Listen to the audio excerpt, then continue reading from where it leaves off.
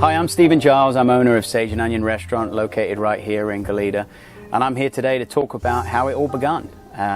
Started when I was a little kid, and my mother and father were fishmongers, and that means they worked in fish and chip restaurants, and kind of grew up all around it ever since I was knee-high to a grasshopper. So my mother told me I was born with a whisk and a bowl in my hand, so I always knew I wanted to become a chef, and I just kind of took to it like ducks do to water, if you would. It just became a natural breathing thing for me. As a matter of fact, one of my first jobs in London, I thought I was ripping the guy off by him paying me. You know, growing up around food, it was really just the center of our household. But it was really important that we all kind of chipped in, and family meals, family gatherings. I mean, my mum just did some great home-cooked food, which really reminds me back to the days how things were so simplified but executed so well. And we kind of took that same concept into the Sage and Onion Cafe today, where, you know, it's simplified food that's just executed well. I always tell people we're here to educate but not to dictate. So if you want to come into the cafe and there's something you don't quite like, I'm happy to change it for you. The ingredients that we put in it, that's all slow cooked, all into the meats, gets that center of that turkey or that